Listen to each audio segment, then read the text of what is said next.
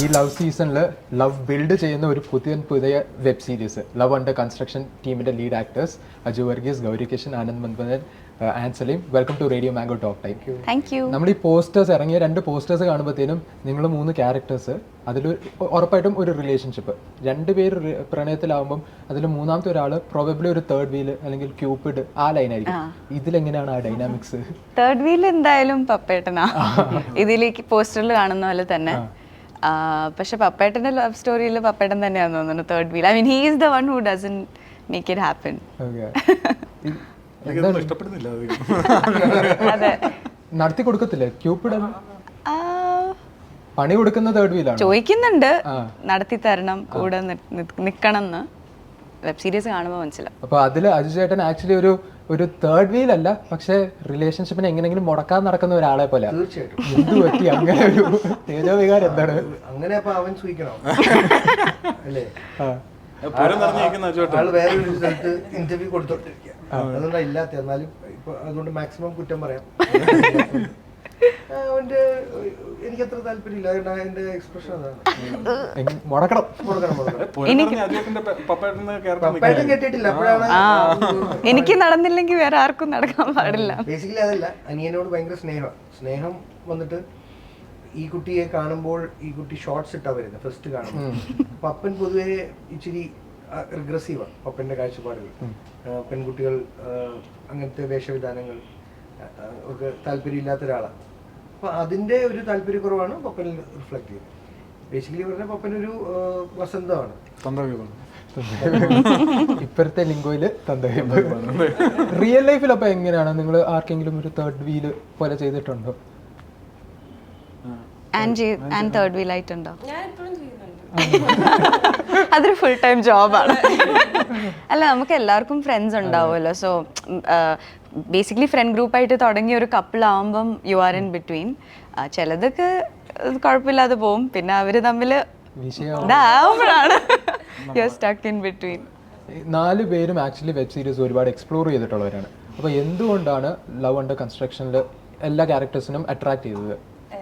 അവർക്കാണ് അട്രാക്ട് ചെയ്തത്. ഓഡിഷൻ എടുത്ത് അങ്ങനെ ഞാൻ വന്നത്. അപ്പം ഓഡിഷൻ ത്രൂ ആണ്. It was more like their choice.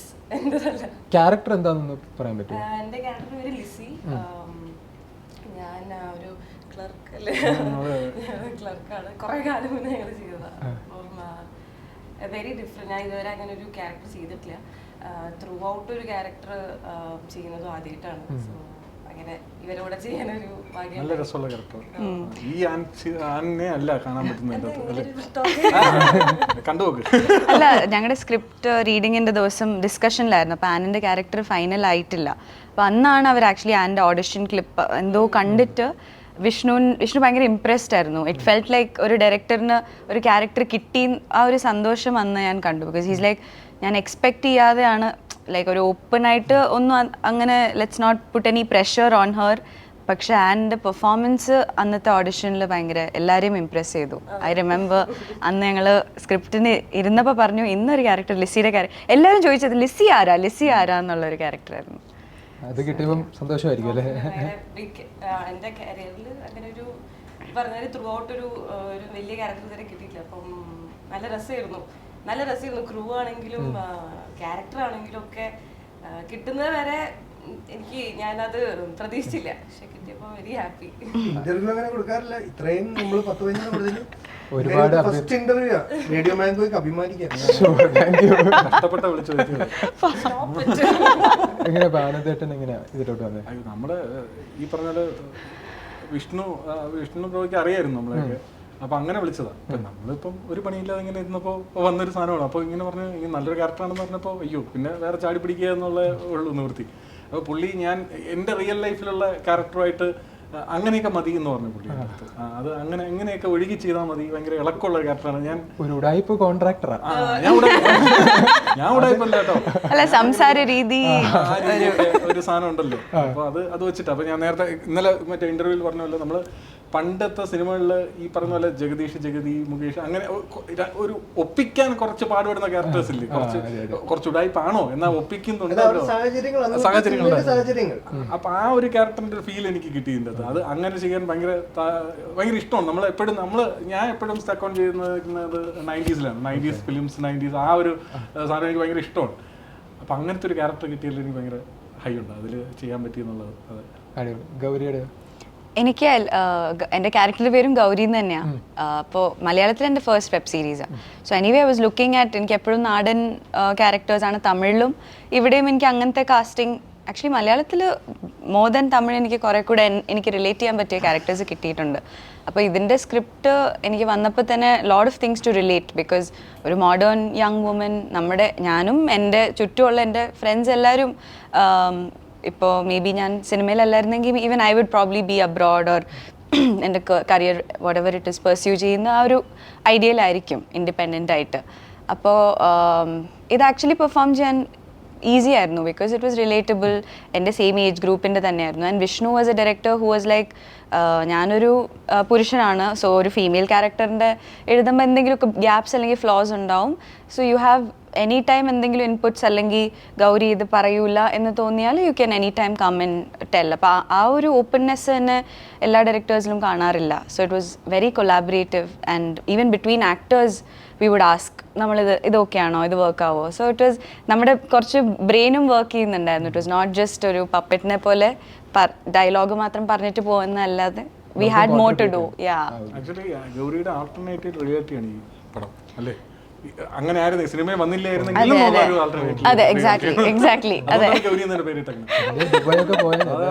പിന്നെ ഇവിടെ ഒന്നല്ല നിൽക്കേണ്ട ആളാണ്. നോർമൽ വിഷ്ണു വിളിച്ച ക്യാരക്ടർ പറഞ്ഞു എനിക്ക് ഭയങ്കര റിലേറ്റബിൾ ആയിരുന്നു. എൻ്റെ കുറേ ഞാൻ ആ വൈബാണ്. അപ്പം അതുകൊണ്ട് എനിക്ക് വലിയ അഭിനയിക്കേണ്ട ആവശ്യമൊന്നുമില്ല. അല്ല, നമ്മൾ ഇന്നലെയും കൂടെ സംസാരിച്ചല്ലോ, നമ്മളൊക്കെ ഫേസ്ബുക്കിൽ നിൽക്കുന്നതാണ്. ഇൻസ്റ്റ അല്ല വന്നിട്ടില്ല, ഇൻസ്റ്റ വന്നിട്ട് മടുത്തിട്ട് പോയി. എന്തെങ്കിലും റീഡ് ചെയ്യണമെങ്കിൽ എനിക്ക് ഫേസ്ബുക്കിലാണ് കുറച്ചുകൂടി ഈ സിനിമ ഡിസ്കഷൻസ് ഇതൊക്കെ വരുന്നത്. അതുകൊണ്ട് ഞാൻ ഇങ്ങോട്ട് മാറി. അപ്പൊ ആ വൈബ് എന്റെ വൈബ് ഇതാ. അപ്പം ഈ കംബാക്ക് പക്ഷേ റിഗ്രസീവായ കാഴ്ചപ്പാടുകൾ തെറ്റാന്നുള്ള അഭിപ്രായക്കാരനാണ് പപ്പേട്ടൻ്റെ ക്യാരക്ടർ. പക്ഷെ അജുചേട്ടൻ കറക്റ്റ്ലി അത് മനസ്സിലാക്കി അതിനെ ഗ്ലോറിഫൈ ചെയ്യാതെ അത് റൈറ്റിങ്ങിൽ തന്നെ ഉണ്ട്. പക്ഷെ എന്നാൽ പോലും it's A very sweet character. നമുക്ക് എത്ര റിഗ്രസീവ് ആണെങ്കിലും ഒരു ഇഷ്ടം തോന്നുന്ന ഒരു ക്യാരക്ടറാണ്. ഉദ്ദേശം ജെനുവിനാണ്. ഇയാൾ എന്റെ സിസ്റ്റർ ആണെങ്കിൽ വിനോദിന്റെ ബ്രദർ, മാറിപ്പോയി, വിനോദിന്റെ ബ്രദറിന് ഒരു മോശം അലയൻസ് വരാതിരിക്കാൻ ഉള്ളത് മാത്രമേ ഉള്ളൂ. പക്ഷെ അതുകൊണ്ട് അയാൾ സ്ത്രീകളോടുള്ള അയാള് വളർന്നത് അങ്ങനെ ആയിരിക്കാം, അയാളുടെ അമ്മയാണ് വളർത്തി, എന്നിട്ട് പോലും അയാൾ അങ്ങനെ ആയിപ്പോയി. മനസ്സിലായോ? വിഷ്ണുജി രാഘവന്റെ ഒരു റൈറ്റിംഗിലും അതുണ്ട്. കാരണം വാശി ഫസ്റ്റ് സിനിമയിൽ കോംപ്ലെക്സ് ആയിട്ടുള്ള ഇമോഷൻസ് സൈക്കോളജി ഒക്കെ എക്സ്പ്ലോർ ചെയ്തിട്ടാണ് പോകുന്നത്. അപ്പം ഇതിലും ആക്ച്വലി അത് വിഷ്ണുവിന് ആ കാഴ്ചപ്പാട് എനിക്കൊന്ന് വിഷ്ണു ഒരു പരിധിവരെ പപ്പൻ മാറുന്ന പപ്പനാണ്. അതുകൊണ്ടാണ് അയാൾ അത്രയും അതിനെക്കുറിച്ച് സ്റ്റഡി ചെയ്യുന്നത്. ഓരോ ക്യാരക്ടറിലും വിഷ്ണു ഉണ്ടാവും. പപ്പനിൽ നിന്ന് വിനോദിലോട്ടും ഗൗരിയിലോട്ടും ഒക്കെ ഉള്ള വിഷ്ണുവിന്റെ യാത്രകളാണ്. ഇപ്പൊ ജിജി നെഗറ്റീവായിട്ടല്ലേ തോന്നിയത്, സീരീസ് കാണുമ്പോൾ മനസ്സിലാവും. ആൻസലീമിനെ നമുക്ക് കാണുമ്പോൾ ഒരു ക്ലറിക്കൽ പോസ്റ്റിൽ ഇരിക്കുന്ന സീരീസ് കാണുമ്പോൾ മനസ്സിലാവും കട്ടപ്പാരെന്ന്. അജുചേട്ടനും നീരജിന്റെയും ഒരു ഒരുമിച്ച് വരുന്ന ഒരു സീരീസും കൂടെ അല്ലേ? കാരണം വർഷങ്ങൾക്ക് ശേഷം അഭിനയിച്ചെങ്കിലും സീൻസ് ഇല്ലായിരുന്നല്ലോ. അപ്പം എനിക്ക് തോന്നുന്നു ലവകുശ പൈപ്പച്ചുവട്ടൽ പ്രണയത്തിന് ശേഷം ഏകദേശം 2017 ശേഷം ഇപ്പോഴാണ് ജോയിൻ ചെയ്യുന്നത്. അപ്പൊ ആ ഒരു കോമ്പിനേഷൻ തിരിച്ചു വരുമ്പോൾ എങ്ങനെ ഉണ്ടായിരുന്നു? നമ്മള് അഭിനയിച്ചില്ലാന്നേ ഉള്ളൂ, ടച്ചിലായിരുന്നു മിക്കപ്പോഴും. അപ്പൊ അതുകൊണ്ട് തന്നെ മിഡ് വേ ഓപ്പണിംഗ് ഫീലേ ഉള്ളൂ. പിന്നെ നീരജിനോട് ഞാൻ ഇന്നലെ ആ ലിസ്റ്റ് എടുത്ത് എനിക്കൊന്ന് 10 സിനിമയിൽ മേലെ ചെയ്തിട്ടുണ്ട്. അപ്പം അല്ലാതെ തന്നെ നമ്മുടെ ഒരു ബ്രദർലി അഫെക്ഷൻ ഉള്ള ഒരു വ്യക്തിയാണ്. എന്റെ ഈ വൈബ് മാറ്റി അവന്റെ വൈബിലോട്ടാക്കാൻ കുറെ ശ്രമിച്ച കുട്ടിയാണ്. 2016, 15, 16 ആ കാലഘട്ടം. Actually Neeraj ahead of times ആണ്. അന്ന് രൺവീർ സിംഗ് പോലും വന്നിട്ടില്ല. പക്ഷെ നീരജ് എങ്ങനെയായിരുന്നു മനസ്സിലായോ?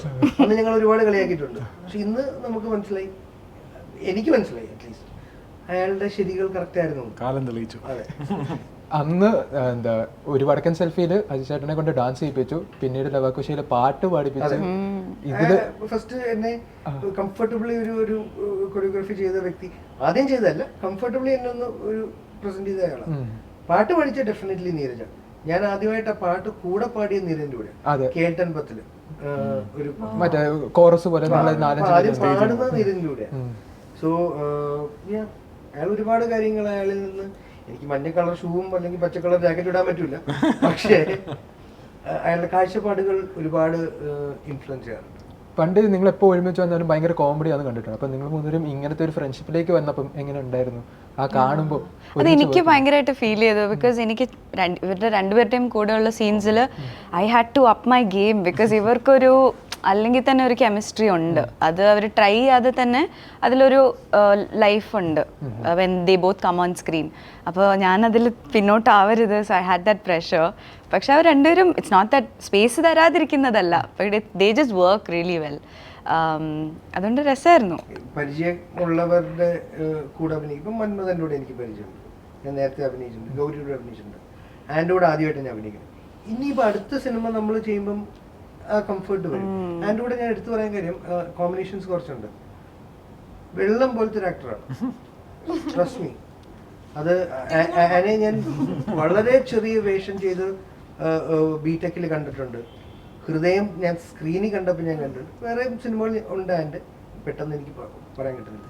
ബട്ട് ഇതിൽ ആൻ ചെയ്ത ക്യാരക്ടർ സീരീസ് കണ്ടു കഴിയുമ്പോൾ മനസ്സിലാവും നമുക്ക് അദ്ദേഹത്തിന്റെ പെർഫോമൻസിനോടൊപ്പം എത്തുക എന്നുള്ളതിൽ എനിക്ക് ചലഞ്ച് ഉണ്ടായിരുന്നു.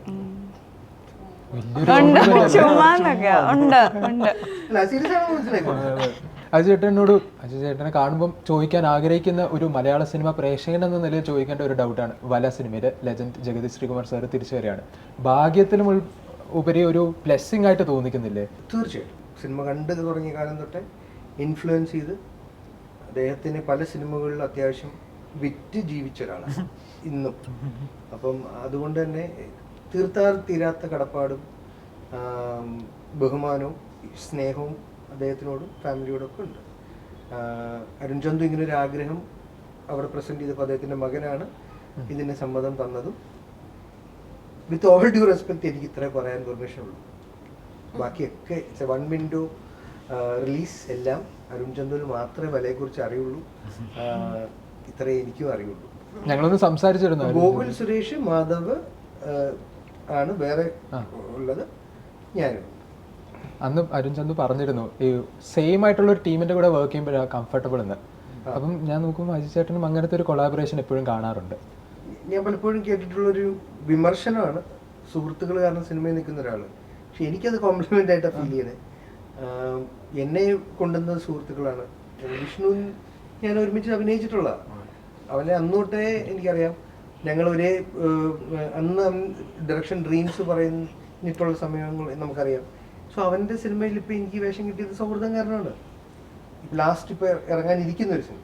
സോ എനിക്കത് സന്തോഷമുള്ള കാര്യം. ഇപ്പോൾ ഇവരോടൊക്കെ ഇനിയും വർക്ക് ചെയ്യാൻ, ഗൗരിയുടെ കൂടെ ഞാൻ ഇന്ന് മുന്നേ വർക്ക് ചെയ്തു ഭാരത് സർക്കാർ, അതുകൊണ്ട് ഭയങ്കര കംഫർട്ടബിൾ ആയിരുന്നു. മന്മഥൻ്റെ കൂടെ മന്മഥൻ എഴുതിയ തിരക്കഥയിൽ ഞാൻ വർക്ക് ചെയ്തിട്ടുണ്ട്, സ്ഥാനാർത്ഥി ശ്രീകുട്ടൻ. ആ പരിചയം നല്ലതാണോ ചോദിച്ചാൽ ഇൻഹിബിഷൻ മാറും. അതാണ് എനിക്ക് എപ്പോഴും തോന്നുന്ന കാര്യം. നമുക്കിപ്പം എടുത്ത് പറയാനാണെങ്കിൽ ഇപ്പോൾ പരിചയമില്ലാത്ത ഒരാളെ നമുക്കിപ്പോൾ കൈ പിടിച്ച് വലിക്കണം.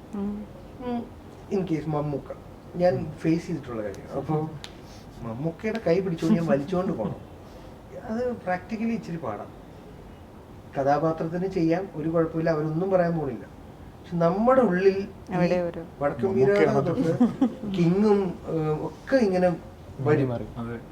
അപ്പൊ നമ്മൾ ചിലപ്പോൾ ഇങ്ങനെ അടുത്ത് വന്നിട്ട് അത് ഷോർട്ടിൽ വൃത്തിയിടാം അല്ലേ.